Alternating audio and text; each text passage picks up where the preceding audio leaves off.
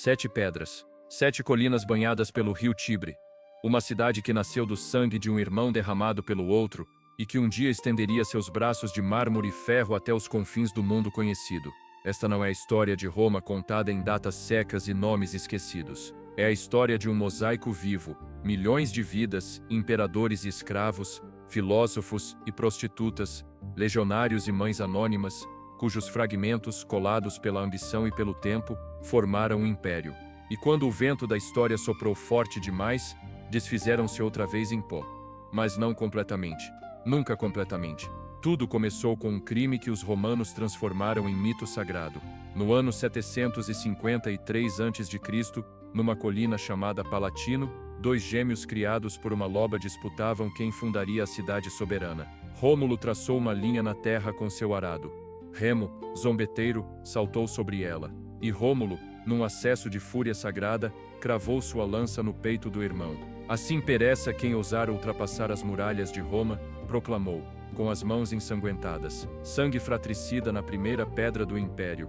Um presságio silencioso do que viria séculos de guerra civil, traições palacianas e irmãos transformados em inimigos mortais. Até o nascimento de Roma foi um assassinato. Por 244 anos, Roma viveu sob reis, primeiro latinos, depois etruscos. Estes últimos trouxeram o arco de pedra, que sustentaria aquedutos majestosos, o sistema cloaca máxima que drenaria esgotos fedorentos, e a arte sombria de ler o futuro nas entranhas fumegantes de animais sacrificados. Mas em 509 a.C., veio a revolta. Lucius Június Brutus liderou a expulsão do último rei, Tarquínio, o soberbo, cujo filho havia violentado a nobre Lucrécia, que se matou de vergonha, desencadeando a revolução. Roma jurou nunca mais ser governada por um único homem. Nasceu a República, um experimento político audacioso, poder dividido entre 2 cônsules eleitos anualmente, um senado de 300 aristocratas e mais tarde tribunos da plebe com poder de veto absoluto. Mas havia um segredo sujo por trás dessa liberdade, enquanto cidadãos debatiam leis na curia, escravos capturados em guerras incessantes construíam estradas com as costas vergadas, limpavam esgotos com as mãos nuas e morriam sufocados nas minas de prata de Espanha antes dos 30 anos. A República Romana era livre, mas sua liberdade descansava sobre a servidão de milhões. E as guerras nunca cessaram. Primeiro as tribos vizinhas sabinos, volscos, ecos, depois as cidades etruscas. Mas o verdadeiro teste veio do mar Cartago. 3 guerras, 3 décadas de sangue. A Segunda Guerra Púnica quase enterrou Roma viva. No outono de 219 a.C., o general cartaginês Aníbal atravessou os Alpes com 37 elefantes de guerra, 9.000 cavaleiros e 40.000 homens de infantaria. Um exército que desafiava a lógica militar da época. Durante 15 anos ele açoitou legiões romanas como se fossem crianças brincando de soldado. Em Canas, no verão de 216 a.C., cercou 80.000 romanos com apenas 50.000 homens e massacrou 55.000 em uma única tarde. O pior desastre militar da história romana. Cadáveres apodreceram nos campos por dias, alimentando corvos e abutres. Mas Roma não se rendeu. Recusou-se a negociar. Treinou novos exércitos. E quando finalmente venceu, não se contentou com a paz. Em 1460 a.C., as legiões cercaram Cartago por 3 anos. Quando os muros caíram, mataram todos os homens, escravizaram mulheres e crianças e queimaram a cidade durante 17 dias consecutivos. Depois salgaram os campos para que nada mais crescesse ali. Ergueram uma única pedra com a inscrição que Cato, o Velho, repetira no Senado por anos: delenda este Cartago. Cartago deve ser destruída. A misericórdia não era virtude romana. A vitória total era.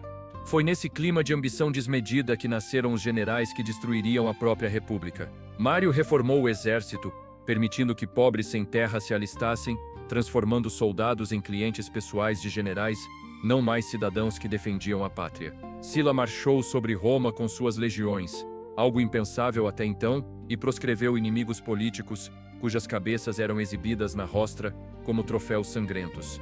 E depois veio Júlio César, brilhante, ambicioso, implacável. Cruzou o rio Rubicão em janeiro de 49 a.C. com a frase que selaria o destino da República: Alia iacta est, a sorte está lançada. Não era apenas um homem desobedecendo ao Senado.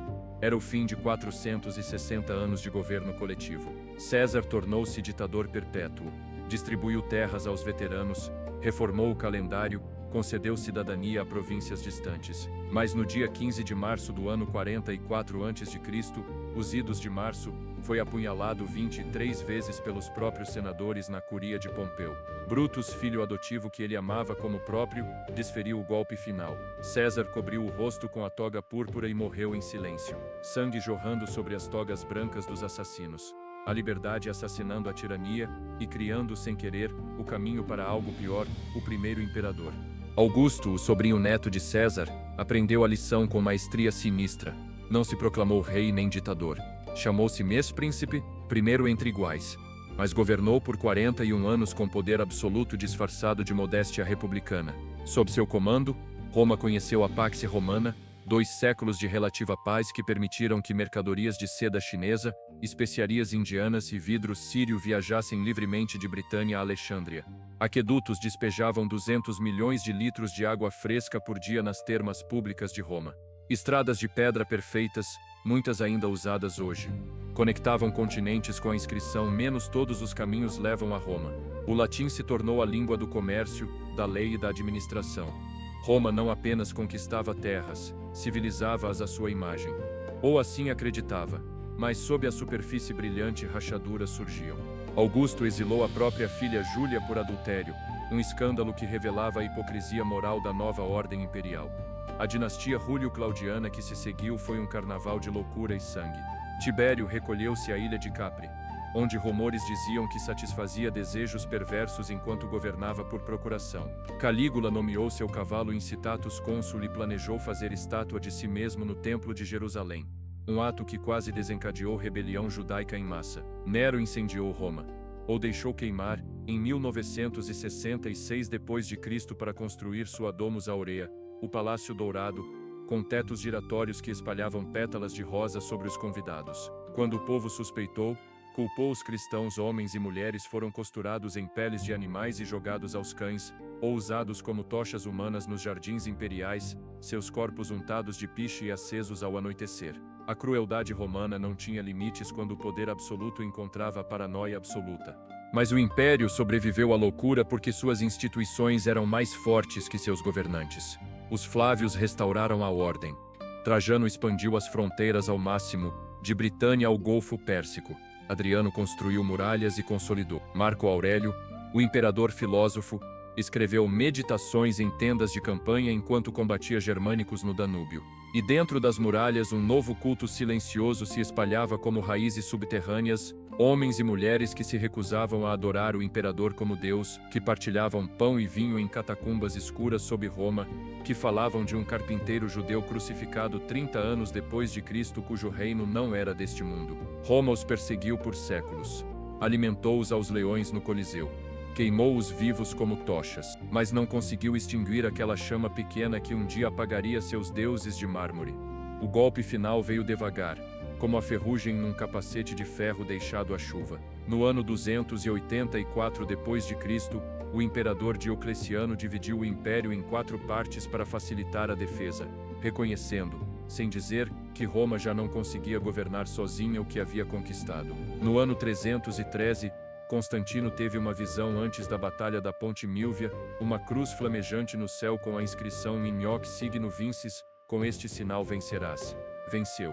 E legalizou o cristianismo com o Edito de Milão. No ano 380, o imperador Teodósio declarou o cristianismo religião oficial do Estado e proibiu os cultos pagãos. Os templos de Júpiter no Capitólio foram abandonados. As estátuas de Minerva no Palatino cobriram-se de musgo e pombos. Roma deixara de acreditar em seus próprios deuses. E então, no dia 4 de setembro do ano 476 d.C., um menino de 16 anos chamado Rômulo Augusto, ironicamente batizado com os nomes do fundador mítico e do primeiro imperador, foi deposto sem resistência por um chefe germânico chamado Odoacro. Não houve batalha épica. Não houve incêndio das 7 colinas. Apenas um jovem imperador sendo levado para uma vila em Campania, com uma pensão mensal de 6.000 sólidos para viver seus dias em silêncio. O Império Romano do Ocidente terminou assim, não com um estrondo, mas com um suspiro quase inaudível. Mas Roma não morreu. Transformou-se. Seu direito romano inspirou as constituições da França, Alemanha e Brasil. Seu latino gerou línguas que hoje falam mais de 800 milhões de pessoas. Seus arcos triunfais inspiraram o Arco do Triunfo em Paris e o Washington Monument. E na Colina Vaticana, onde antes ficava o Circo de Nero, onde cristãos morreram queimados, ergueu-se a Basílica de São Pedro, testemunha silenciosa de que até impérios caem. Mas ideias, quando bem plantadas nas consciências humanas, sobrevivem ao tempo. O mosaico romano quebrou-se em 1000 pedaços, mas cada fragmento encontrou seu lugar em outra obra. Nas abadiás medievais onde monges copiavam Cícero à luz de velas. No Renascimento, quando Michelangelo pintou o teto da Capela Sistina inspirado nos corpos esculpidos de estátuas romanas. Nas nações modernas que se imaginaram novas Romas, dos Estados Unidos aos impérios coloniais europeus. Até hoje, quando um juiz veste a toga branca herdada dos magistrados romanos, ou quando soldados marcham em formação cerrada imitando as legiões de César, ouvimos o eco distante daquela cidade que começou com o assassinato de um irmão e terminou ensinando ao mundo a lição mais dura da história: nenhum império é eterno, mas nenhuma grande civilização desaparece por completo. Pois Roma não está apenas nas ruínas do Fórum Romano, onde turistas tiram fotos ao entardecer. Está em nós, na lei que nos protege mesmo quando o poder quer nos esmagar, na estrada de pedra que nos leva adiante mesmo quando a noite cai, na memória coletiva de que até o mais poderoso um dia será pó, e que disso, paradoxalmente, nasce a verdadeira imortalidade. O mosaico se quebrou, mas cada caco brilha ainda sob nossos pés, guiando passos que nem sabem de onde vieram, mas seguem em frente como Roma sempre fez, até o último suspiro.